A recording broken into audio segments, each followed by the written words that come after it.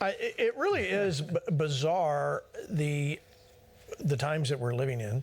I mean, without getting into the spiritual aspect of it, but I mean, just you're looking at a television set where the candidate with all of the momentum behind him is in court, and he can't talk about it. Yet when he does have a rally, he has over 100,000 people there. Yet he's only shooting up in the ranks. Seems to me that's a really good use of campaign funds. Just let everybody else pay for it. Yeah, by the way, I did like the way that guy did his at the previous clip. And Gene, I'm going to start doing that. I just like that. Anyway, you know, one of the things that we have to look at in this whole thing, you know, have you ever ran into those people who they say, I don't know who to vote for? And it's like, what's wrong with you? You don't know who to vote for, Biden or Trump. And what you have to look at is there's something of divinity, something of God's intervention that's happened with President Trump. We must not forget he was the same candidate back in 2016 when he was up against 16 others. He wound up winning and becoming president. And look at what happened in 2020 and how they kept trying to bring the fake Russia collusion dossier. All the list continues to go on and on and on and on. But this man, President Trump, continues to come out of this. Why? Is it because he's got great luck?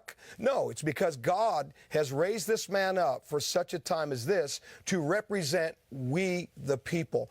And I think of that scripture, Pastor Gene, in the book of Exodus. It says that the more they afflicted Israel, the more the numbers grew. And this is exactly what is happening with President Trump and really the movement of we the people. It's just growing and growing and growing. And the more they afflict him, the more they try to do this. Remember what God said. It's going to fall like feathers, and they'll have no weight. And it's going to backfire on those, and those who indict, they themselves, God said, would be indicted. You watch what begins to happen as this plays out.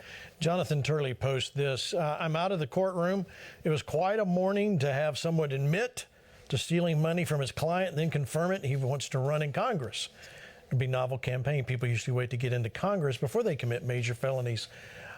Rick, yes, ma'am. What do you think is going to happen with all of this? They've rested, the defense rested fairly quickly. Do you think they rested their case quickly because they felt like the prosecution has done such a horrible job, or are they gambling, or what would be the reasoning?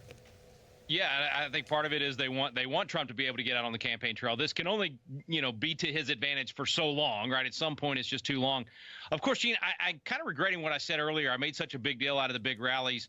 I mean, the reality is 100,000 at his rallies is not that many more than the 20 people that are showing up for Biden's. It's not that big of a disparity, so we probably shouldn't make such a big deal out of it. It's night and day, of course. But I think they want him back out, and also that's what you do. If you think the prosecution didn't make a good case, sometimes you rest literally at the end of the prosecution's case. You don't even put on a case. You say, Your Honor, they didn't make their case. We don't even need to show a defense. So, probably a lot of that going into it. But I think most importantly, Trump is chomping at the bit. I mean, he is tired of sitting in that courtroom, and he wants to get out. So he's probably telling them, let's do our part quick and get out of here. Yeah, I'm sure he is. By the way, Gene. Yes. Don't forget the other headline. You're probably going to get to this later, but it's not just this trial. It's all the other trials as well. I cannot believe they authorized deadly force for being able to go in at Mar-a-Lago. And y'all may have talked about this last night. I apologize. I didn't get to see it. But, I mean, they're doing anything and everything they can to take this guy out. And it just continues to be despicable. And I think, as Hank said, it's all going to come back on them. And it's going to fall like feathers, no doubt. Yeah, it hasn't worked. All right, let me show you what Alan Dershowitz had to say about the judge. Yeah, well, and what ultimately brought the walls of Jericho down? Obviously, there was a moment they had to be silent, but it was their shout. It was the raising of their voice that released something against walls that looked impenetrable. Look, our nation right now, it looks like no good could come out of it. We've got to, just like at the walls of Jericho, continue to walk, continue to have action, movement, but keep our voices lifted. And you know what I love about that lady that we just watched? She represents we the people that have had enough. And what the liberals don't realize is this has caused a movement of a righteous rebellion that is going to take our country back. But Pastor Gene, I really feel prompted, and I'll make it very quick. April 16th of 2023, I think we've shared this on Flashpoint. Listen what God said about all of this. He said, I will bring vindication as I've promised, and those who seek to indict will be indicted themselves. And as quickly as things arise, they'll fall apart, for they will see it as feathers. They will fall apart and have no weight. I will blow upon it, says the living God. And if that is not enough, they'll say, now we'll look to frame and to say. And God says, go ahead and frame. Frame your accusations, your indictments, but you've left me out of the picture. It shall be that those who seek to do this, it shall be unveiled, and they themselves will be exposed for the world to see. That's what you just saw with Michael Cohen. I believe that that judge who's acting unjust, God factor is involved with President Trump because he represents us who are praying and who are standing for the very things that invoke the blessing of God upon a country. So we've got to continue to raise our voice and continue to stand and pray, and we will see the salvation of our God for our country. Amen. Of course, the double standard is what is really disconcerting, and that's the thing that we've got to look at. And the fact that it was commissioned by the Biden administration, you know, the FBI now stands for Federal Biden Investigators, it looks like. But if you notice something, and I don't know if the viewers noticed this, even last night when they were talking about it on the Morning Joe show, you know, he was talking about all this stuff regarding Trump. I'm noticing something, and it's very obvious. And again, take the Trump glasses off. These people are scared. And the reason they're scared is because there's a driving force behind them. And I believe it's demonic. And I believe that the enemy is afraid because God is listening to the prayers of his people. And God is intervening, and he will continue to intervene as long as we pray and stay out of fear. And that's what they're afraid of. We're going to get our country back. And if you notice something that Comey said in that particular clip that you had previous, he said that things will begin to change. That's what they don't want. They don't want America to be made great again. So they're going to do everything they can to continue to formulate accusations. But what's disconcerting is that they were commissioned to use potential deadly force on something like this. So we need to pray, and I think we're going to get a reset. That's what God's been saying, and we're going to get reversals. And that's what we got to fight with our faith for. Amen. And the Lord said, this represents the swing states that are going to begin to start swinging and shifting towards the right. And God's going to right things in our nation, set it in order. But also, I think it's the way that America is going to begin to vote. And if you look at what happened in some of the primaries, things started shifting in the swing states. So Ohio is a very, very strategic state. And it's no coincidence that it's right before. And I believe we need to get there. We also need to get to Omaha in September for the Flashpoint event that we're going to have, because we're going to shift our nation. And by the way, I did hear a prophetic word, and I believe it might be Ohio that I am to deliver a very powerful word. So I'm very, very excited. Oh, that's good. I'm looking forward to that. 2024 flashpoint.live. It's a free event. If I didn't mention that, it doesn't cost you anything. Just go ahead, let us know. Make your reservation. Let us know you're coming. Helps us plan. Make sure we have enough seats for everybody. But the borders are open. It doesn't make sense what the liberals and the rhinos have done to our country. But I will say this. I believe that there are reversals that are coming, and I believe that our economy is going to be made great again. But in the meantime, we might have to do what Luke is doing. We might have to raise our own chickens, our own beef, and it's cheaper than going to the fast food. We grow them. Right? I mean, makes sense, right? Makes sense? Yeah. Pastor Gene, I'm trying to make a joke, and it's not going over well. So there you go. Well, I agreed with you. Grow your own food, okay? Whatever. There you go. Makes sense. Makes sense? Makes sense. There you go. Makes sense. Okay. All right, let me show you. Let me move on. Everybody knows how the economy is doing. I was surprised things had gone up that much. now, it's pretty bad when a Happy Meal costs what a steak used to cost. All right, let's go to this about Joe Biden. Watch. And the department has to investigate discrimination aggressively. That's my special envoy to monitor cabinet anti-Semitism, Deborah. You all, where is Deborah here?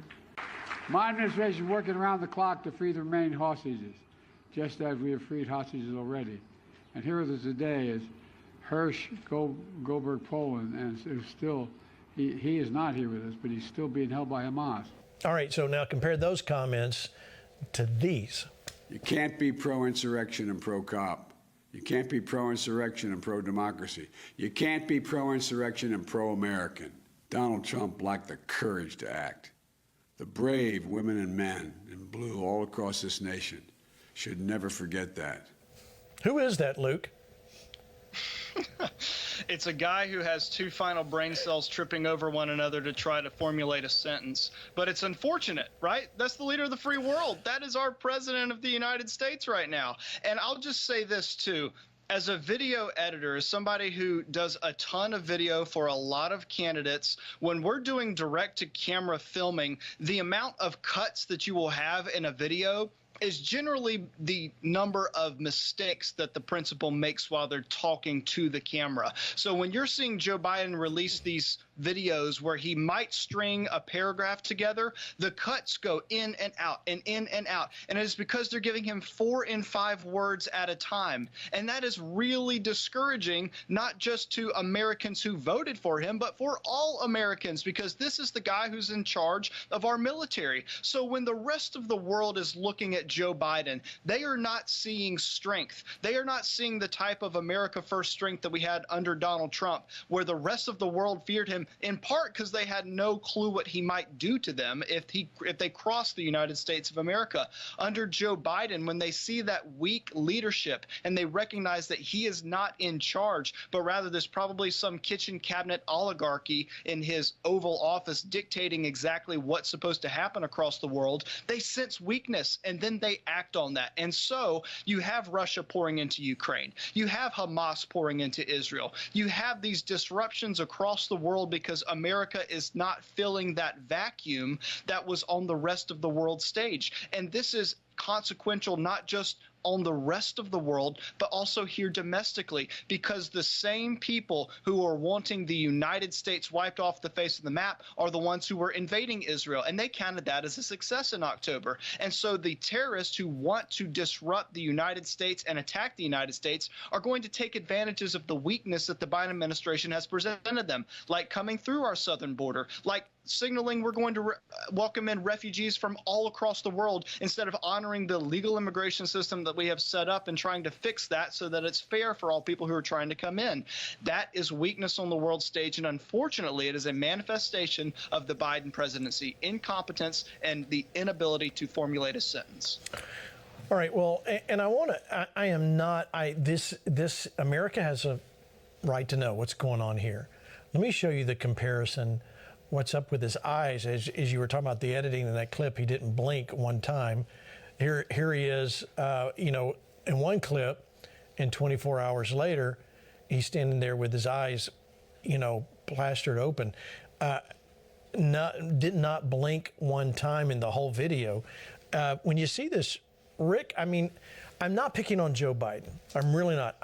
And this has nothing to do with his age, because I don't think age has anything to do with it, but it does have something to do with his cognitive ability. And as Americans and as the leader of the free world, we do have a right to stand up and say, excuse me, I think there's a problem here. Yeah. Yeah, and I would say it does have something to do with his age, and not every 80-year-old is as incompetent and obviously aging like he is. Let's just be blunt about it. This happens to most people when they're 80, and then there are others. I got a board member at Patriot Academy that's 81, and he's like a 50-year-old. Donald Trump is going to be 80 in 2 more years, and he's like a 50-year-old. So age can be the major factor.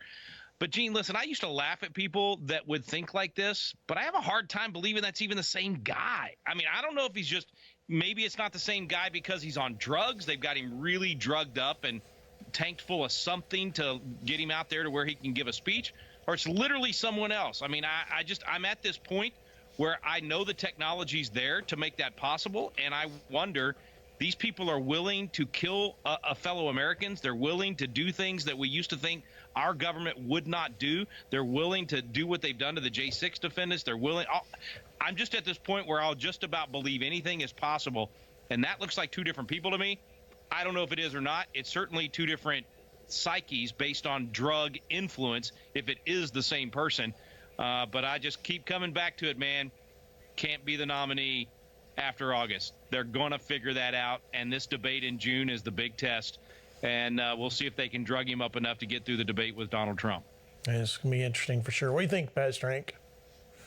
Well, you know, something shaped my discernment when I was a young kid, Sesame Street. And that's before it went woke and weird. And they used to have this song, Pastor Gene, you're old, just like Rick Green is. Which one of these are not like the other?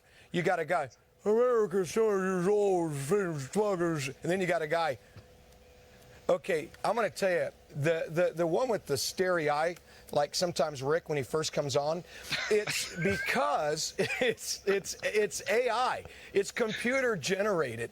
And I don't just question, this is an act, this is a game. It's the people behind all of this that I think we also have to call into question. And my prayer is that this masquerade is going to stop, and this masquerade is going to be exposed, and God is going to bring to justice this that they're trying to do to deceive the American people. And I agree with Rick. I've seen 3 or 4 different Biden lookalikes walking around, but it goes back.